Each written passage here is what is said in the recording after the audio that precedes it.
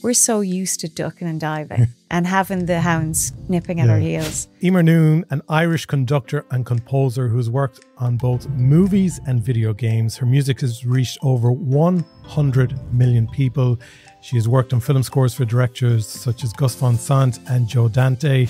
She was the first woman to conduct at the Oscars in February 2020. She was the first Irish female professional orchestral conductor to perform at the National Concert Hall in Dublin, and she had her first home gig in Galway this year, 2024. Eímear, welcome to GK Media Studios, and thank you so much for joining me on Garry Talks. I got so mad at everybody. I was like, come on, everybody. This is not us. This is Beethoven, and this is intense, and this is Coriolanus, and this is... Why are we phoning it in? It's rubbish. And there was just silence. And I just cracked up laughing. Everyone burst out laughing, and then the rehearsal really got started and it kicked off. The poor sister Mercedes, she said, do you think you'd be more suited to medicine or something like that?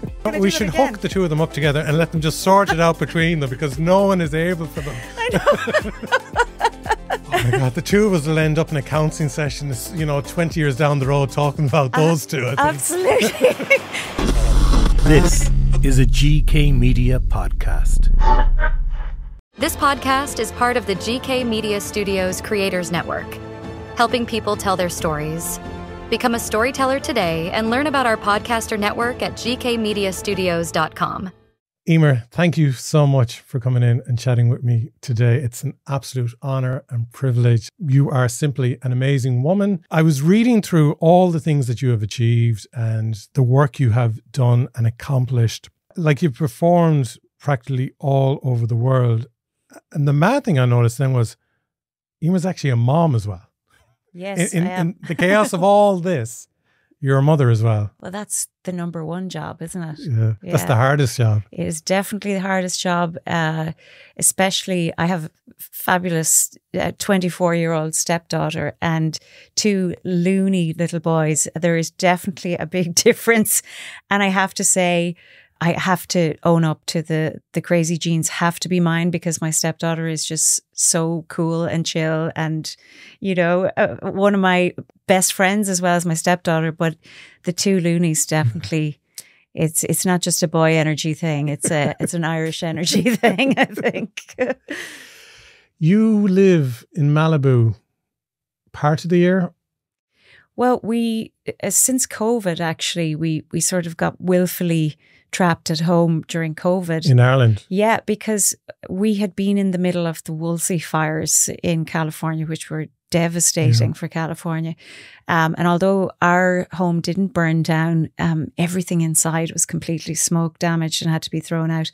But we came home for 6 months to work on wonderful Irish animated film. Actually, you and I were talking earlier about Mohonan and motion films. It was Mo's film. And I said, you know what, let's just do this. Let's score the film at home, because everybody's a little bit traumatized. A lot of kids didn't come back to school because they completely lost their homes. And mine were young enough that it probably wouldn't affect them that much if we just got out of Dodge for a little while. And Maëlle was only 6 weeks old, or 6 months by the time we left, actually, my littlest. And we came home and I got the call to go back and do the Oscars. I went back and did that. I went to Vancouver, do Vancouver Opera. And then right after that, lockdown happened and we didn't know what this was. And I just said to Craig, my husband, I'm not taking the kids on a plane for 10.5 hours when we don't know what this thing is. Yeah. So we decided to stay at home. And also, it felt like the way Ireland was handling it was a lot more sensible. And we put the kids in school in Dublin for a little while, because I thought, I'll be nearer to the airport when this thing clears up after a few weeks, blah, blah, blah. And what happened, of course, was they started locking down county by county and school was going online. And I said to Craig, what's the point in us being in Ireland and not being able to see mom in East Galway? So we packed the car in 3 hours before they started locking down the counties, and took the kids down to East Galway to where I'm from, and moved in with Mom for what we thought would be a few weeks, and it ended up being 6 months. Fair play to her; she did really well. Yeah, but it was probably great company for her as well.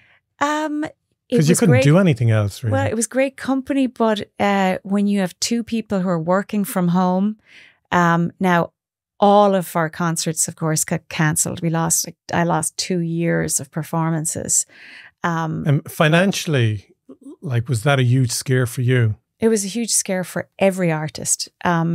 Crews that I'd been on tour with were taken off the road and taken out of the industry for good, had to retrain in other things. People who had been dyed-in-the-wool road rats who'd been on tour with artists their whole lives.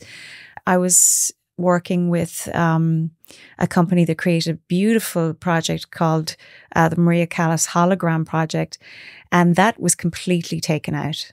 We did 35 performances. It was really just a beautiful piece of work. It's well worth anyone looking at on YouTube. I know it's not the real experience, but still, you see how amazing it was. Live, it was so emotional, and it was created by Stephen Wadsworth, who was one of the heads of the opera department at Juilliard and a director at the Met, and it was his kind of love letter to Callas and everything she had contributed to music. But that was completely taken out. They spent $1 million creating the show, and the technology and the equipment we toured with was, incredibly expensive. And that entire show was taken out of commission. And there were dates and dates and dates and dates in the books. Both Craig and I, we score films as well. So animation kept us going because we could still score from home. We got locked down on in the middle of recording the score for 2x2 Overboard, Mo's film. Yeah. And what we did was, and this is artistic people, creative people always do this, is we're so used to ducking and diving and having the hounds nipping at our heels that we're so accustomed to being inventive. So what we did was we said to Mo, I really feel there was a theme that came out in the score, and I said, I really feel this could be an end title song. And I said, will we go ahead and do it? And Mo said sure. And she found a little bit more funding to do it. So we wrote this song called Stand for Hope. And all of the lyric came from the experience in COVID and lockdown. And it jived with the message in the film. It was amazing, actually. And we got gorgeous Siobhán Nicastra to sing it. Craig and I directed a music video, but the way we had to do it was so COVID lockdown-tastic. It was unbelievable. There's only one person in Siobhán's on her own singing in the video. Everything else is green screened. Then we had all of the animators and the writers and anyone that worked on the film, director, producers, to sing the song at home. And we gave them a click track, sing the song at home and film themselves. So a whole lot of the music video in the big chorus at the end is everyone that worked on the film singing it. And I stand for hope when I stand with you. And it was inspired by, remember all of us standing out at 8 p.m. clapping for our essential workers. Now, where I live, we did it. We went out in the balcony in Mom's house, all of us cheering, but nobody could hear us right in the middle of the countryside. But we did it anyway, Brilliant. And the song was hugely dedicated to those people, our nurses, our amazing nurses and doctors. And at that point in time, they were risking their lives and their health and their livelihoods when we didn't have a vaccination yet. We didn't have a vaccine. But we stayed at home. And then what happened was the house next door became available. And my mom said, why don't you just buy the house? Why don't you move out? Why don't you just buy the house next door? And I was like, Mom, I didn't travel the whole world to live next door to my mother, And she said, well, it mightn't be such a bad thing, And I was like, no. I said, just no. And the next thing, my husband, my American husband, and the boys came to me and said, oh, come on, it'd be so nice to be next door. No, it'd be so nice. And the American's like, hey, it'd be just great. I can walk to the village. I can walk to the pub, walk to Timmy's. Hi, Tim. And we'll convert the horse barn into a studio. And And we did. We created Brilliant. a dub stage and a studio, and we can do this, that, and the other. And it ended up being the best thing we ever did, because when you live abroad, and at that point I'd lived in the States for 15 years, it's all the small little things that you don't realize you're missing out on. And I absolutely love Galway, and I love East Galway in particular. And I love Galway people. And I mean, I sound very biased. I am, I suppose. But it's funny to hear, because for me, living, growing up in Galway, like I'm a pure home bird. But I, since a child, always aspired to move to America. Like for me, moving to California or New York, like that was the dream. That's when I made it and such, that's where dreams could really come true. Yeah. And it's amazing to hear someone, and I get it, but it's amazing to hear someone, who lived in the epicenter of that, and comes home to the simpler life of the west of Ireland and is content here. Well, it's a bubble. For me, it's a sanctuary. I mean, I live. I mean, I don't know how many times a year I go through Dublin Airport, and I only live here half of the year. So it's when I go out. I leave to go to a city. Like I just came back from Amsterdam. And I get on the plane by myself. This time, actually, I had my friend Aisling McGlynn, who I adore. I try to bring an Irish singer with me as much as I can, and introduce them to orchestras and that sort of world internationally. And can I just do an insert here as well and just say, what's really cool about you is you love to try and connect people. I do love that because I think interesting people should be together. And I think also I love to put two people that I adore together and stand back and let what's inevitably going to happen, And that's really, really cool. And I suppose I've had people like that in my life as well. I mean, I had an amazing mentor called Paddy Duffy up in Dublin, who saw who I was and believed in me, basically. In a very, very tough, very closed space, He pressured me for 2 years to watch the film Babette's Feast. I kept saying, I'll do it. He goes, no, I really want you to watch it. And Paddy was kind of a very interesting story. He was a Christian brother, educated by the Christian Brothers, then became a Christian brother, then was one of the brothers that reformed the Christian Brothers, one of the young fellas, then left, became a great family man, a teacher, was teaching with a fella called Bertie Ahern at one point, and then ended up being his speechwriter, and then ended up setting up his own PR firm and became a lobbyist, political lobbyist, but very much the teacher always. Okay. And Paddy just was such a mentor to me. How did he help you? So here's how it happened. I was working with Alison Hood, marvelous pianist. She's now one of the professors, or one of the heads of department at the music department in Maynooth. I don't know what Alison's exact title it is. Let me give the caveat there. Absolutely magnificent artist and academic. And I was conducting, I'd set up an orchestra with my classmate Gillian Saunders in Trinity, but it was young musicians from all over the country. And it was semi-pro. And it's funny, a lot of the people in that orchestra I work with today in the studios when I record in Dublin. It's really fun. None of us have matured at all. I think musicians get to about maybe 12 and we stay there. It's, I lost a dear friend last year, one of my best friends. He was 80, but he was 12, no doubt. So we set up the orchestra to primarily to perform film music that we hadn't heard live in Ireland before. And things like, at the time, the score from Braveheart, where I'm calling the Franz Waxman's son John in Los Angeles to get to rent the parts and the score from him because he owned them. And, I'm putting coins in the phone box and in the post office around the corner from Trinity. It's ancient technology.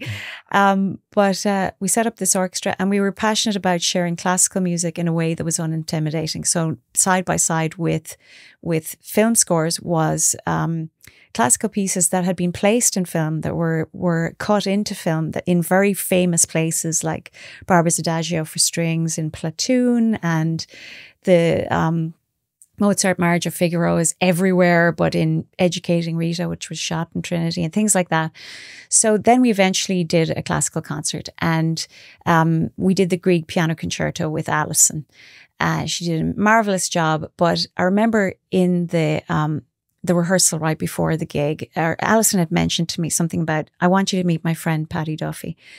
And I said, okay, whatever. And not really paying attention. I said, by the way, this will probably be our last concert because we can't fund this anymore.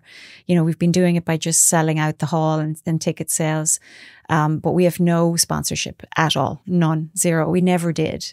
And she said, oh, I'll tell that to you. Need to meet Paddy. And I said, well, why don't you bring him to the rehearsal? So before the concert, and I was about 21 at this point, and everyone in the orchestra is my age. They're between, say, 19 and 24. Irish Youth Orchestra at the time, the senior youth orchestra age. And we were opening with Beethoven's Coriolan Overture, and it has this big jump at opening. And people were just kind of phoning it in, and it was ticking me off because we had so much riding on this concert and we'd no sponsorship. And I was mad at everybody because the rehearsal started late, and, I have a very long fuse actually, but when it goes off, I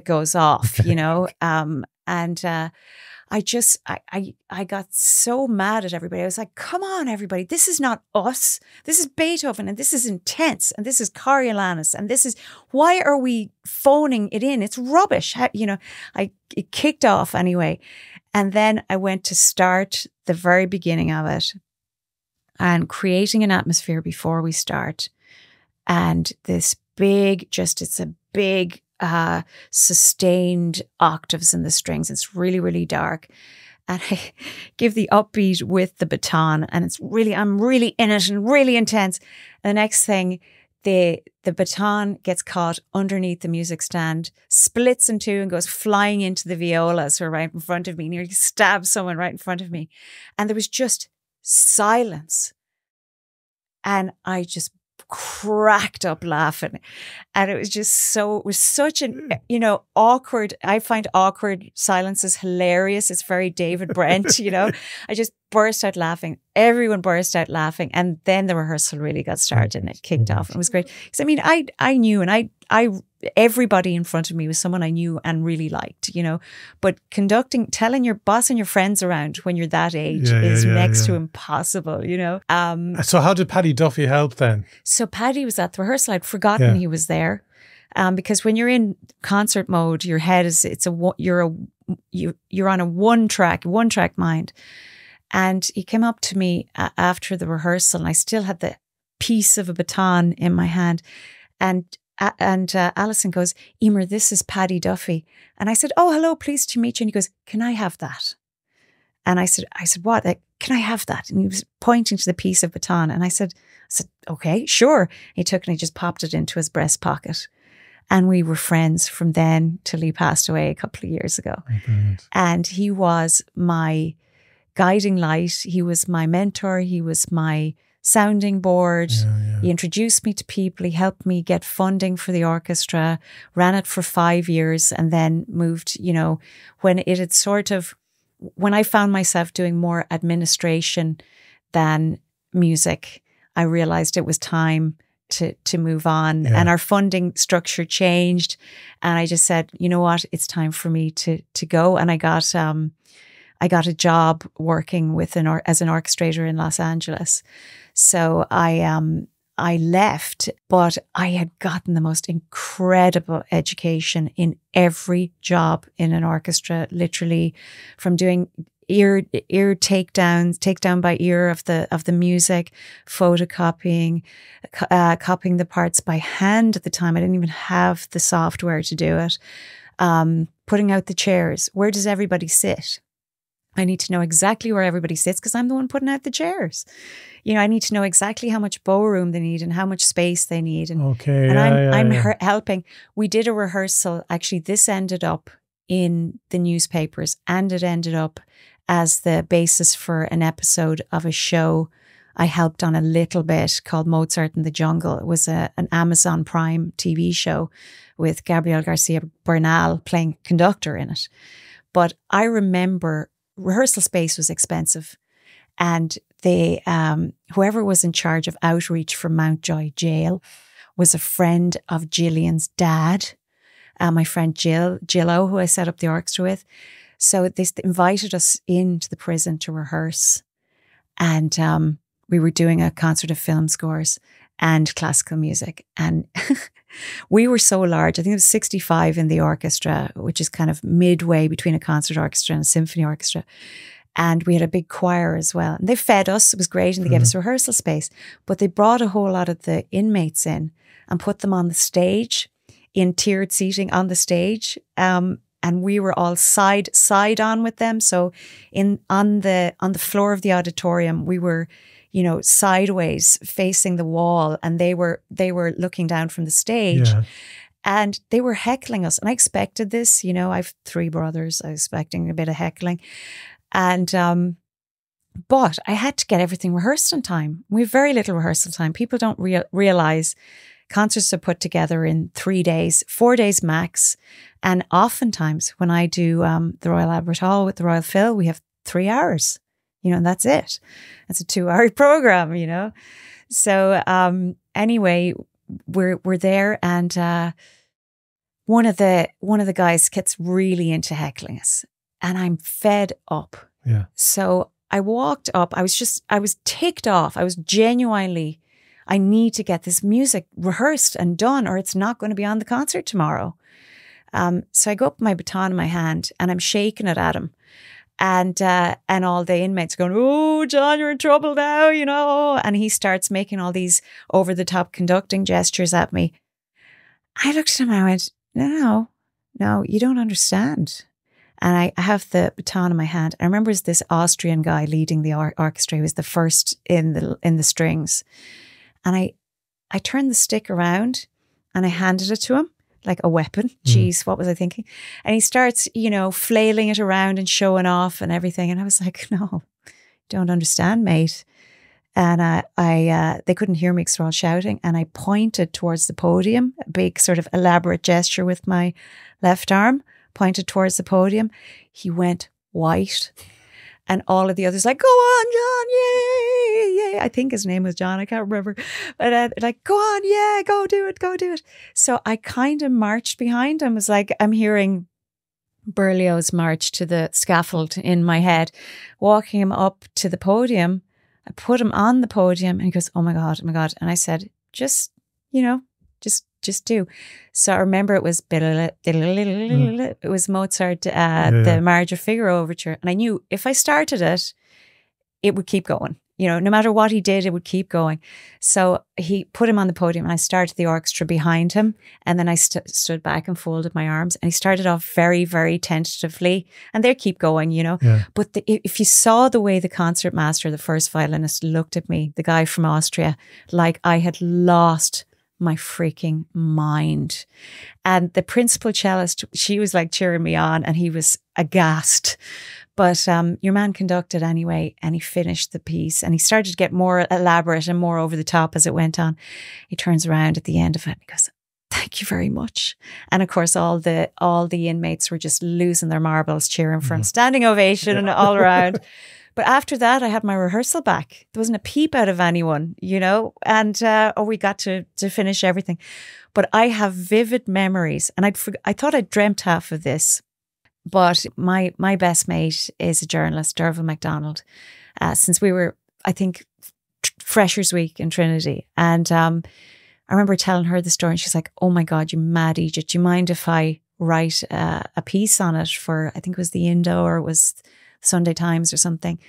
And she did. And years later, I was doing a bit of work for Mozart in the Jungle. I actually coached one of their conductors, one of the actors to conduct. Cool, yeah. And they heard this story and they saw the article, and they take Gabriel Garcia Bernal's character to Rikers Island to conduct in front of the prisoners. But I'll tell you, the real thing was way more dramatic. I'd say way more intimidating. Yeah, it was gas. And I wonder, like, where is the transition, you know, Colleen from the East Galway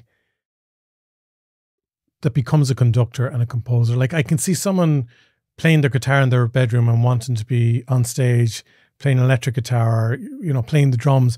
But where does one transition to actually conducting and writing music?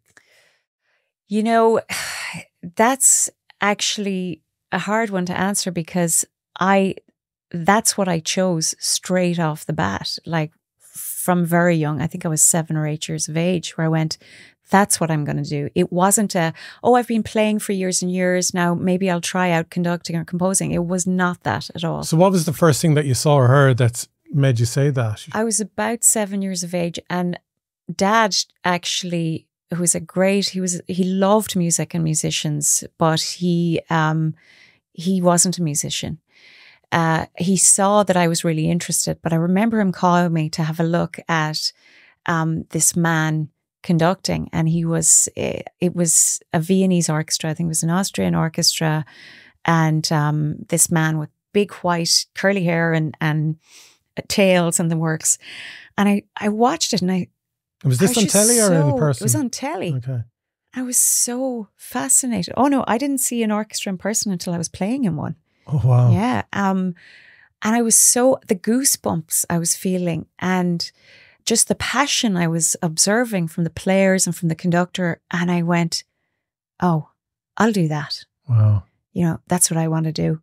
And I actually remember making that decision, which is very strange. But years later, I've told this story many times, but in art school, we're in Ballinasloe, the first assignment we were given in week 1 in our career guidance class was to basically write an essay on what I want to do when I grow up. And this was first year, first week. Okay, so you're on 12 or so. Yeah. And I wrote, I want to conduct the orchestra at La Scala.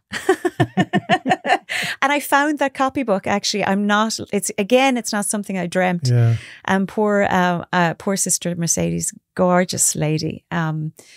She said, "Do you think you'd be more suited to medicine or something like that?" You know, and I'd already made up my mind. You know, I loved science, but I gave up science after the junior cert so everyone would leave me alone, you know, and so that I could focus on, I'm serious about this. This is real. I'd always there's always teaching to fall back on. And I just said, I've no intention of falling backwards. And by the way, teaching is a noble profession. Nobody should ever be falling back on it. You know, it's an exceptional, extraordinarily important profession. That would be a complete disservice to any student. Because I remember my career guidance teacher, when I told him I wanted to do films, he said, would you not do like mechanical drawing or something like that? You know? Oh, same thing. Absolutely. It's like, I just don't see as you know, I see filmmaking a little bit more fun. And I remember actually, because I went to Clonmara, where Mo was based as well, for a while, and there was a girl and 2 guys, and one of the guys had a camera on their shoulder, and they're chasing the girl down the corridor, and then the other guy takes out the tape, and they go into, at the time it was only like analog, so he puts in the VHS tape into the VCR, and they're watching it and they're roaring laughing, and they're like, let's do it again, and they put it back in the camera and run back down the corridor and do the run again, following her from behind. I was like, yeah, this is what I want to do. Yeah. You know, and it is work. I mean, people think, you know, they see the fun parts like that, but I mean, there's, you know, people don't see me sitting down studying. It's like I'm studying for the Leaving Cert all the time. I have a new program to learn. I have to memorize all that music, and I'm sitting down just staring at a page. And because your routine, because we were chatting on email and stuff prior to meeting in person, you have your routine where, like, you know, your morning and early afternoon is locked off for work, and you're really disciplined and good at that. Yeah, that's new. That's new for me. But it's not that you're just sitting in the corner smoking a cigar, drinking brandy, thinking of tunes in your head. It's real. But it's real kind of academic type stuff. Sounds fun. Which kind of brandy? No, it's the you have to have that routine because, you know, what I do, and I have this amazing assistant called Emma, who I adore, and she's very protective as well of making sure I get the time to, you know, the music business. If the music doesn't get written, there's no business to be done, you know, and that's where it begins and ends for me is I have to study, I have to learn the music for the performances. I have to write. I have to put in the hours of writing.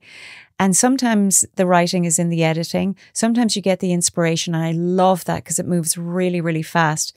But that's not the stuff you get paid for. What you get paid for is sitting down and slogging through the hours where you don't feel like it. Yeah. You know, that's where it's, you know, that's where the difference between the professional mindset and I suppose the really happy amateur, you know, but I'm both really. There's times when it's really going and it's really moving, but you know, that only really happens when you've broken through the slog barrier, you've broken down you've broken through the wall, and then it starts to flow. And then sometimes you get lucky and you get an idea and it flows and woo, but you will get stuck. And you will go through the wall again. How do you get into that creative space for yourself? I think I had to acknowledge things that take me out of the creative space first, which is if I start answering emails, forget it, there's no music getting written. If I even things like Zoom calls and things like that, I try to do that in the second half of the day because, you know, also there's certain things about the nighttime where it gets you into a zone, a different kind of zone. Yeah. And I love that. Yeah. But the honing and the carving out of things and the orchestration of things and the spinning it into something, that for me is very much a daytime pursuit. But once I get some flow going in that, then I can go and do the emails and the music business. I'm more likely to be able to come back in the evening time and have that mystical, magical hour, you know, where the ideas come. But it's really, I learned this from Craig, my husband, really. He's like, if you're not sitting down doing it, if you're not making yourself sit down, nothing's going to happen. And sometimes when I'm really stuck, I do the 50-minute hour where I go, okay, I'm going to sit here and write something for 50 minutes. And if I have to throw it out, I throw it out, but it gets me going. Yeah. And I go, okay, why is this taking so long? I've been doing this for 25 minutes. Okay, you just have to keep going for another, you know, get the 50 minutes. And then we'll take a break for 10 minutes and then we'll go back and do another 50 minutes, you know, and eventually break through or throw it all out. Yeah. But in order for you to break through, you have to be, you know, I'm preaching to myself here as well. No, Sometimes but I get horrible. it though. Even from you know? as writing scripts, I get that where sometimes you just got to force yourself in the chair and slog it out and see what happens. Yeah. And I get that as well at nighttime where the subconscious kicks in more and the conscious kicks out and the creative juices really start flowing. Do you find that now more difficult as a mom? Yeah, definitely. Because, you know, that's the other thing why I try to prioritize the time during the school hours. You know, because you get, Mom, did you hear that that there was a porcupine that escaped from the zoo? And you're like, all of a sudden, what? You know, and you can't just go, would you go away and leave me alone? I'm working. You go, oh, really? Oh, that's great. Tell your dad. Yeah, you know, but he's doing the same thing, you know. And it's funny because we both have to get into the same kind of mode. But for me as well, I have, once I get into a rhythm, and I work Monday through Saturday. I take I'm trying to take Sundays off. It doesn't always work. If I've got a concert coming up or I have a deadline coming up, that goes out the window generally. But I'm trying to take Sundays off.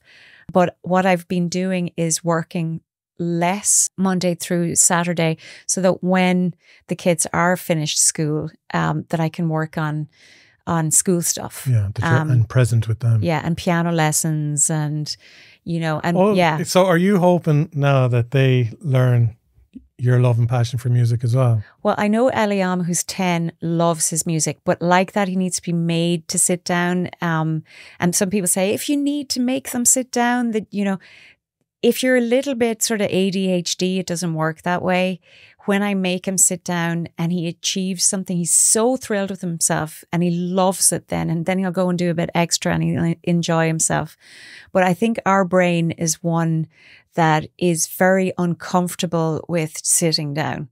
So we all of us, Craig is the same way, but Craig gets into that hyper focus mode there, then where I have to shut things down and go, you're done for the day, my friend, you know. So, you know, I call us neurospicy because we're all a bit of something. We're all a bit of something. Yeah. So it's trying to figure out with kids and with ourselves what works best, where we're most productive. And sometimes lots and lots of hours of banging your head off the wall isn't the most productive thing. And is he into music where you're shaking your head saying, yeah, if you only listened to what I listened to when I was 10? Well, no, I listen to everything and anything. I'm all over the place. And he's all over the place in different ways. And his little brother, who's 5.5, Mael, loves so what he loves. We've 2 children the same age. You've 2 boys really? and I have 2 girls. Oh, really? Yeah.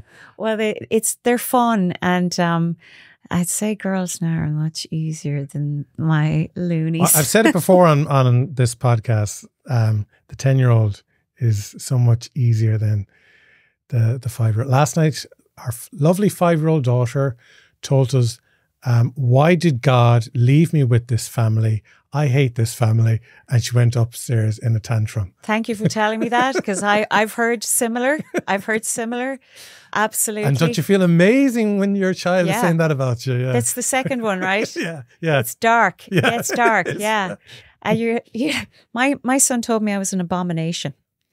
And he was 4. This is Mael. He said, "Mom, you're an abomination." I said, "Well, thank you very much. That's very kind of you."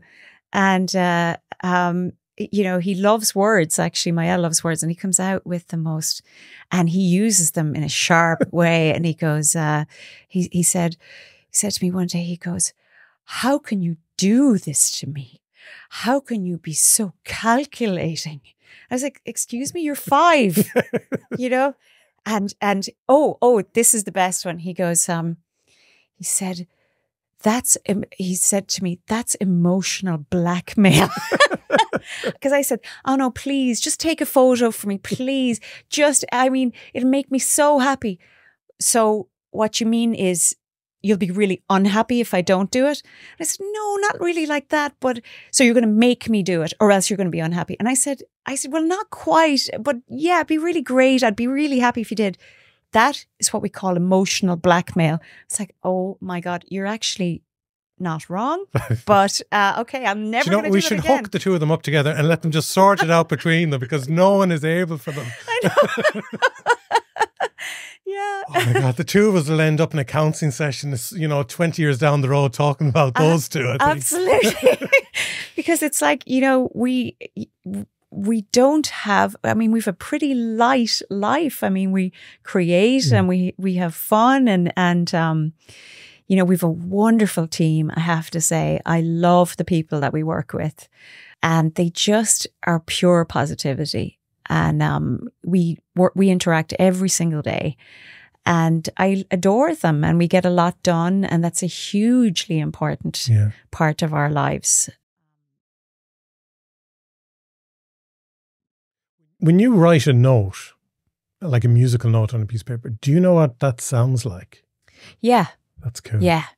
No, I will. And sometimes, when it gets really dense, I'll need, sometimes I'll get lazy and I'll listen. I can play stuff back, but mostly the way I work, it's fairly through conceived, as in I'll have a good idea of how I want it to sound. Craig is similar, but he likes to experiment a lot more, which is good too, because you come up with things you mightn't otherwise have, and it helps you to develop and so on. For me, I'm much more. I have much more of a through composed kind of relationship with the music, but I'm open to trying different things as well. And you listen to other music to inspire you when writing music?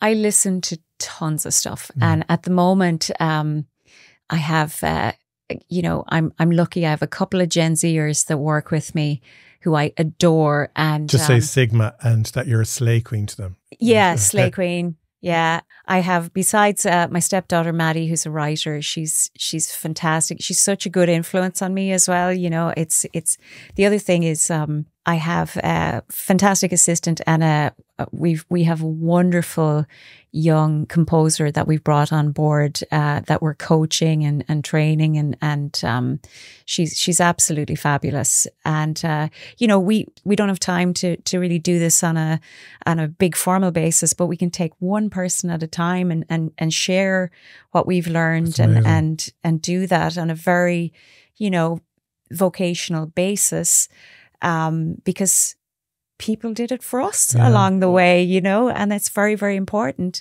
But they keep me honest as well, you know, and they challenge me a little bit, which I love. And they're very, very, it's wonderful to be around young artists who are so excited about their music, because we can get tired, we can get jaded, but they don't.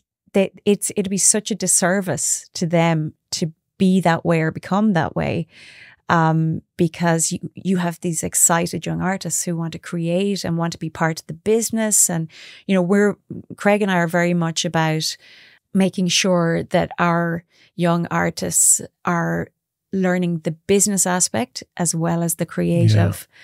And I just adore them as well, you know. So that's important to me.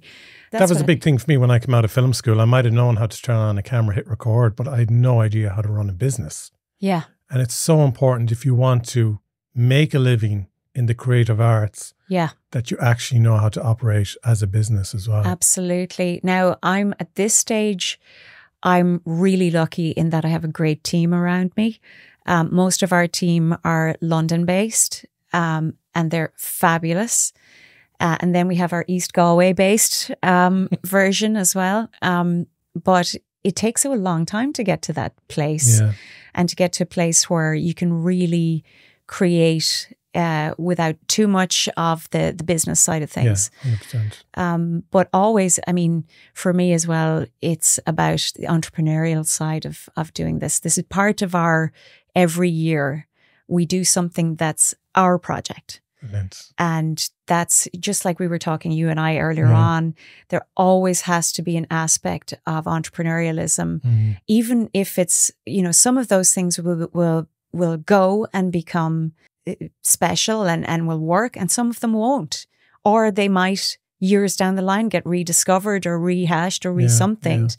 But they won't if you don't actually do them, if you don't make it happen. I think it's so important creatively, because, like, as I was saying to you, we had a meeting about this ourselves this morning here in the office, and you provide a service, you are a service provider to the client, the commissioner, whatever, but it's still so important to have some sort of big goal every year for yourself to feel fulfilled that this is my personal thing, and to be having that also driving you through. Completely. Yeah. Completely. And especially for us, you know, because it's Craig and I, and now Maddie as well. She's such a good writer, and Emma is amazing. And then we have our team in the UK. So it is really, really special. It's important, but it is business as well. Even though it has to be about the creative first, you know, otherwise, as I said, there's no music business if there's no music. And have you at any stage kind of lost your mojo? Absolutely. Yeah. Everybody does, I think. And it's also, sometimes I just need a bit of space. I need a, you know, we did at the beginning of the year, we had 3 films at once, and it nearly killed us.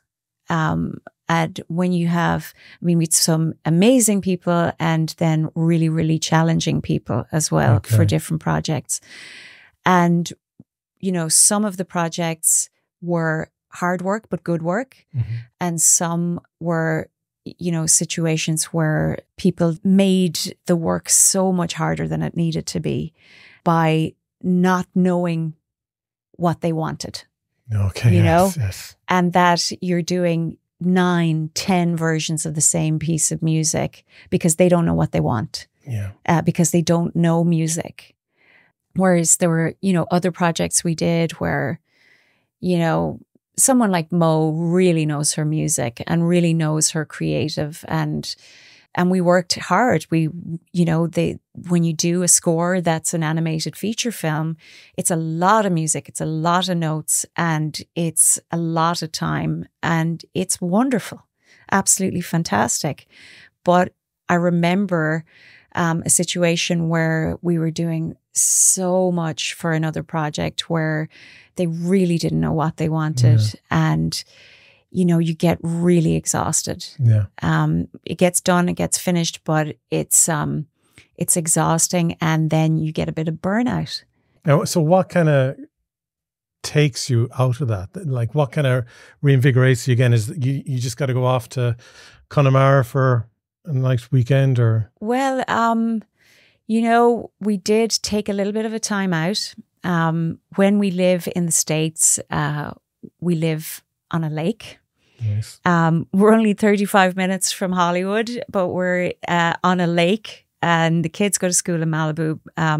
We're now about 15 minutes from Malibu, but we needed to just breathe for a little bit. And then I had concerts, which is slightly different. That's a different sort of situation.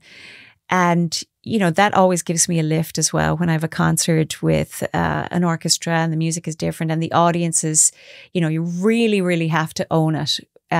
When you stand up in front of an orchestra, you absolutely have to own the experience and have all of your ducks in a row and really, really stand up in front of the audience. There's no hiding. There's no hiding, and it's just me. Sometimes I have wonderful singers like Aisling with me, but often it's just me, But it's a different world to composing, but it's really healthy as well, Yeah, and, when you're working away, slogging away in your room, conducting and composing and all that, that's one thing. But when you're out there and you're on the stage and that's that immediate reaction from the audience, that, that energy you get from that live experience. Yeah. It is energizing. It's energizing. It's also terrifying, especially when you have really little rehearsal time. Sometimes we have lots of rehearsal time. Sometimes we don't. Depends. And it's, you've never met any of these people before in your life. You've never met the orchestra before. And we're all, together working it out and figuring it out. And the audience really doesn't realize how little time we have to create the project and to make it work. But it's exhilarating. It's terrifying. It's fun. But when you're creating a project for the public, that's new and thrilling, it's fantastic. It's fantastic, but it's also terrifying, And if it's just, me, and I also love to speak to the audience and interact with the audience, and that's really, really special. But also sometimes you're like, my God, it's a lot, it's a lot. We have 19 pieces of music, and that's normally I'll do 19, 20 pieces of music if I'm doing a video game concert, but there's hundreds of pieces. We're constantly changing the repertoire, and it's a lot. But it's interesting as well saying that, you don't really know the people, because we were doing a shoot before in London for a conductor, and someone came in playing an instrument that was, there's probably a certain number, but it was maybe 5 or 7 or so that was performing the music. And there was one guy, and he was just an absolute knob. And he just killed the energy in the room, and he was moaning and groaning and everything was wrong. And I said to the conductor when we went for dinner that night, I said, why did you bring in that lad? He said, well, A, I never met him before. B, I didn't know what he was going to be like. And C, he's the only one who could play that particular type of instrument for what we needed for this piece. And I thought, wow, like I assume it's like a band of 5 mates, they all know each other, but yeah, you're bringing in different personalities, some that you do not know at all. Absolutely. And that twist it can have as well. Yeah. I mean, I've been really lucky for the last while. It's been really fun. But you have to, you know, sometimes it can twist, you know, sometimes the vibe can get killed, you know. Luckily, I mean, I have such a love for orchestral musicians. I mean, I really do. And people, you know, work so hard. When you think of what people have had to go through just to get to have that chair in the orchestra, what they've had to go through to have that. And I always think of that. I really do. I'm not just saying, I think of that because, you know, there's so many people that are into, oh, I want to have a big fast car and a giant, you know, a giant, huge home and all of this wealth. But musicians, what we want more than anything is to do a good job and to play well, you know, and we want to do what we do. You know, none of us ever goes, you know what? I am going to be rich and famous, so I learned to play the clarinet. Yeah, true. Said nobody ever, you know. Yeah. And it's hugely passionate, but also it can be, you know, we can be prickly, you know, it's a lot and we can be grumpy and we can have all of those things. But at the same time, I love them endlessly, you know. So Eímear, as we wrap up, have you any plans to return to Malibu? Well, we do spend half the year in Malibu, and that's where our kids go to school half the year. I love it. I have so many film friends and music friends. Yeah, you do have a lot of name dropper friends, I would say. Yeah, but that's their problem, not my problem. That's cool though. Lots. And also we have a fabulous Irish community in Los Angeles as well, and people I absolutely adore. Because I read in an article as well, just to say that Roma Downey is a good friend of yours who lives in Roundstone now. She does, yeah, some of the time, yeah. And Pierce Brosnan. Pierce is a gent, yeah. And there's a great story about Pierce Brosnan as well, because I think sometimes if you see the big Hollywood stars, you wonder what they're like in real life. Yeah. And it's a cool story. There was one time that Pierce Brosnan was over for the Galway Film Fleadh, and he was staying in Glenlow Abbey Hotel. And there was someone kind of set up to chauffeur him around. Now, they're working off minimum budget, really, for these things. But they had a friend of theirs of the festival, kind of chauffeuring him around because he was doing master classes and stuff like that. And didn't the car break down before they got to Glenlow Abbey? Oh my God. And Pierce Brosnan got out, rolled up his sleeves and pushed the car to Glenlow Abbey whilst the chauffeur was trying to steer the steering wheel into the grounds of the hotel. That would be him, yeah. He's an absolute gent. Yeah. He's incredibly kind. He's a real, just a mensch, you know. He's just a really great guy, and I'm very, very fond of him. He's a wonderful person. It's great when you Roma is amazing. See people who've done so well career-wise, but they're still really grounded and humble and sound. Absolutely, absolutely. And Roma she's a complete creative, and I don't think people realize how important she is as a creative and as a producer. Mm-hmm. You know, she's absolutely immensely important in Los Angeles in the industry, and she's just absolutely beautiful human being. I always say, you know, when I grow up, I'm going to be like Roma. You know, that's one day when I grow up, I'm going to be like her. And Irish people are great. You know, it's great that there's a group you kind of as a family over in LA. Yeah. 2 final quickfire questions. Who's your favorite composer? Oh God, that's really hard. You know, that's really, really hard. And also, my taste in music is all over the place. Absolutely all over the place. I mean, so many composers. Yes. But there's also like so many different genres of music that I love. I mean, one of my favorite artists that I've ever met, and people kind of wouldn't get this because there's so many orchestral composers that I love, but people like Dolly Parton, who's an incredible songwriter. And last night I was watching her being brought in as part of the Rock and Roll Hall of Fame. And of course, she decided to write a brand new song because she's now a rock star and she's just amazing. And to see so many artists from different genres of music celebrating her, because a great artist is a great artist, you know, and for me, that's what I love. I love creativity. I love great characters. I love watching a character and how the way they create and the way they write is so beyond and so unique, and they have nothing stopping them. They're not being held back by anything, and that's, I love artists like that. Yeah, well, you're amazing to watch on stage as well. And as I was saying to you, I was speaking to someone recently who saw you performing with Stuart at the Arts Festival, and they were just mesmerised watching you on stage. They're a huge fan of the Police music, but just they said like there was this invisible spotlight that appeared shining on you, and they were just mesmerised watching you conducting on stage. Well, Stuart is so special. Yeah. He's a gent and he's great crack.